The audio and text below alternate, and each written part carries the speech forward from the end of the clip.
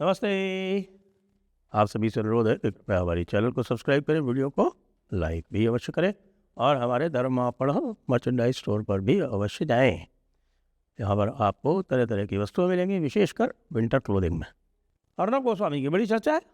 अर्णब गोस्वामी जो है वो एक्टिविस्ट मोड में है और वो कहते हैं कि जर्नलिस्ट को एक्टिविस्ट होना ही चाहिए।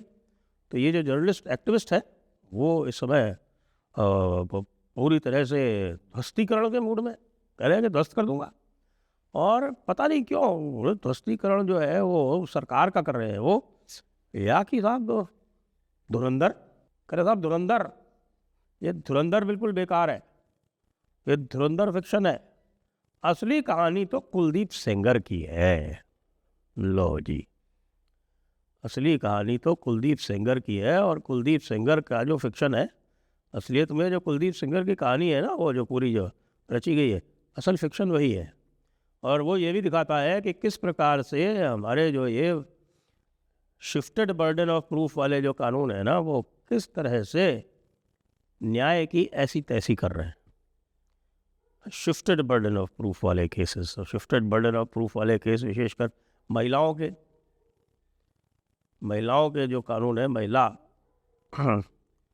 महिलाओं की सहानुभूति में जो कानून बने हुए हैं, उसमें बर्डन ऑफ प्रूफ शिफ्ट हो जाता है। यानी कि महिला का आरोप लगा देना भर पर्याप्त होता है, उसके बाद फिर आपको यह सिद्ध करना होता है कि नहीं, कि महिला जो कह रही है वो गलत है।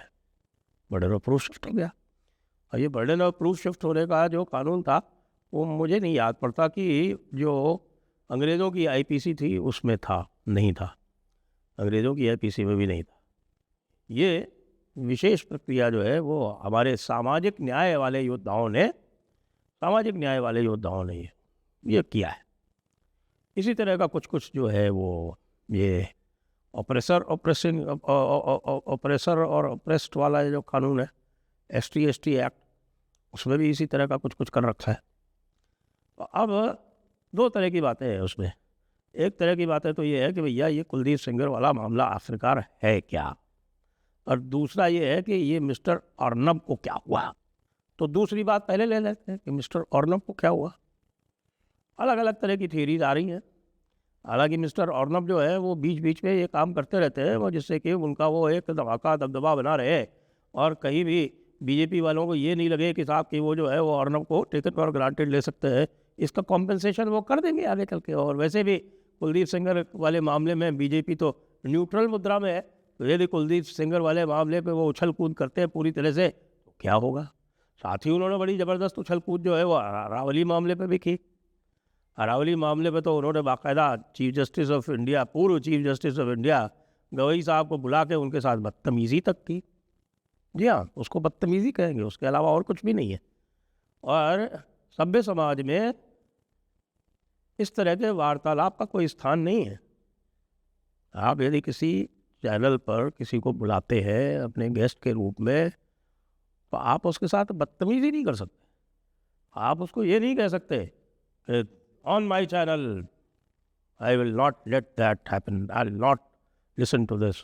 इस तरह की जो बातें हैं ये बकवास आप किसी पूर्व चीफ जस्टिस ऑफ इंडिया के साथ में नहीं कर सकते। गवई साहब की मैं तारीफ करूँगा कि वो आए और उन्होंने अपना जो फैसला था उसको एक्सप्लेन किया। ये जस्टिस चंद्रचूड़ जो थे वो भी कर चुके हैं, लेकिन जस्टिस चंद्रचूड़ जो थे वो जिस किसी के सामने भी बैठे थे, मुझे याद नहीं पड़ रहा, शायद राजदीप था या वो पागल था, वो श्रीनिवास जैन था शायद, उसके सामने जो भी बैठे थे, तो जस्टिस चंद्रचूड़ के साथ वो थोड़ा सा जिसको कहें कि ओवरबेयरिंग तो था, लेकिन बदतमीजी नहीं की। ये तो सरासर बदतमीजी कर रहा। इनको क्या हो गया है। अरावली वाले मामले में भाई इनकी स्लिप पूंछ जो है वो काट गई। अरावली मामला तो वैसे भी कोर्ट ने डिसाइड किया तो आप तो इस तरह से मीडिया ट्रायल करके, मीडिया से प्रेशर डाल के ये कैसे आप कर सकते हैं चलते हुए केस में। अब ये अलग बात है कि कोर्ट भी प्रेशर में आ गई और एक अच्छा खासा जो वेल रीजन्ड जजमेंट था उसको रिव्यू अगर किसी को करना था तो दूसरे लोग रिव्यू करते जो उससे अफेक्टेड थे। न्यायिक प्रक्रिया है, उसमें जाता। कि अर्नब गोस्वामी को क्या हुआ। अर्नब गोस्वामी इस समय जो है वो गॉड सिंड्रोम से ग्रस्त हो गया, ऐसा भी लग रहा है मुझे।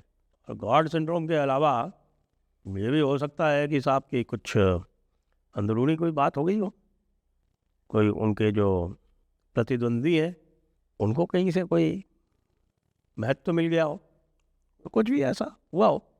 अंदर की बात तो भी हमें पूरी तरह से पता नहीं है। कुछ लोग तो और भी बातें कह रहे हैं, कुछ लोग तो और भी बातें कह रहे हैं, कुछ लोग तो कमर्शियल बातें भी कह रहे हैं।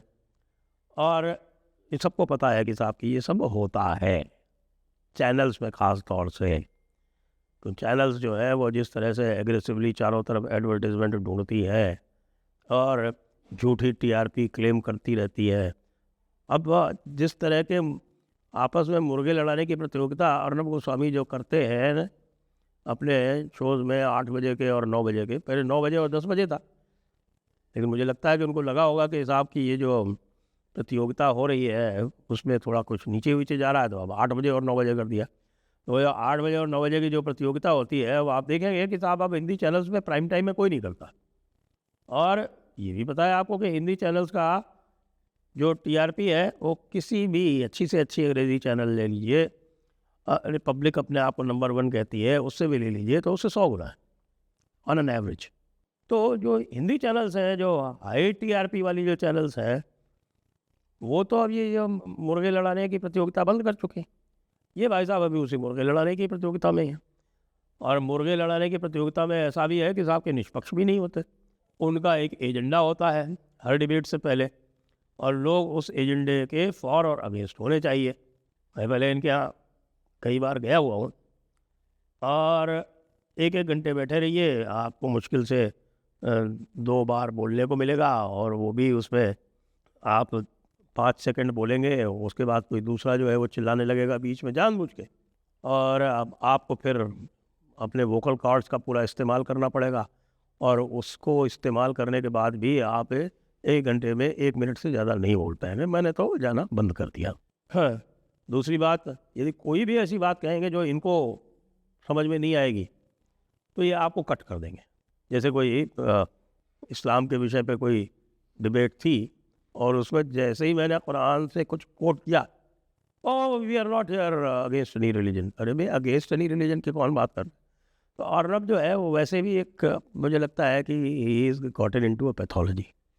और पैथोलॉजी के साथ साथ अब ये जो कुलदीप सेंगर वाला जिस तरह से ये कर रहा है, और जिस तरह से उस दिन दीपिका नारायण भारद्वाज के फैक्ट्स को ये जवाब इनके पास नहीं होते हुए भी उसको ब्राउबीट करने का प्रयास किया, वो तो मुझे लगता है कि पत्रकारिता में, और ख़ासतौर से टीवी चैनल्स की पत्रकारिता में एक निम्नतम बिंदु है, लोएस्ट पॉइंट। कोई भी उठा के कुलदीप सेंगर वाला जजमेंट पढ़ लीजिए, और उस जजमेंट में सीधी सीधी बातें आ जाती हैं।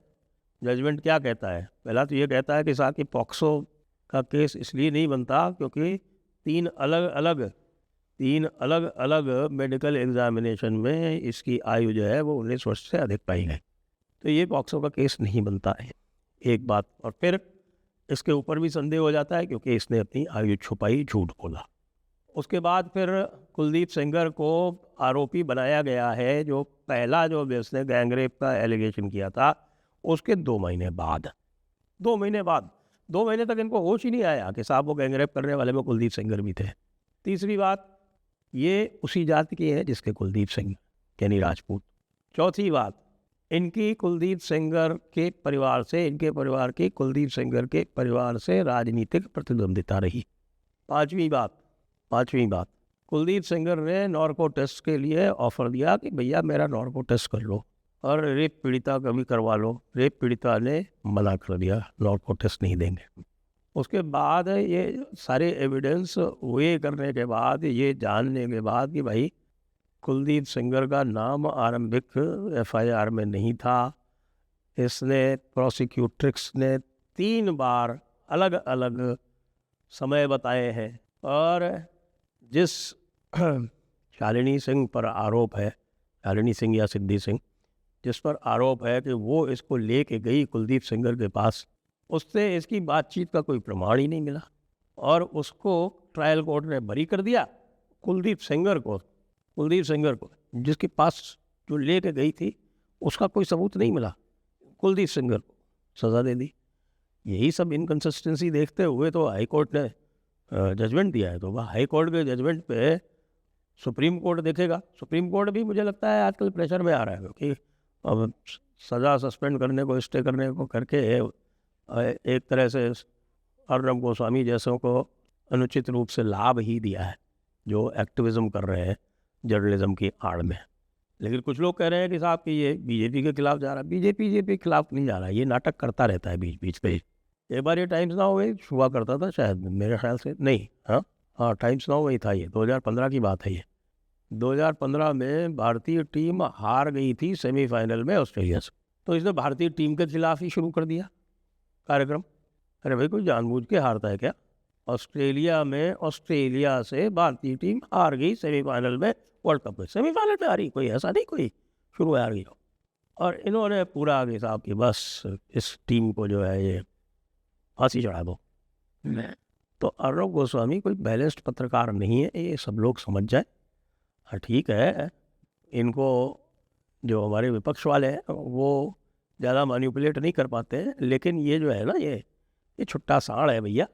तो छुट्टे साढ़ का जितना उपयोग कर सको उतना कर लो, बाकी बहुत ज़्यादा इससे आप वो मत रखो कि वह आप छुट्टे साढ़ को आप अपने हिसाब से खेत में जोत लोगे ना।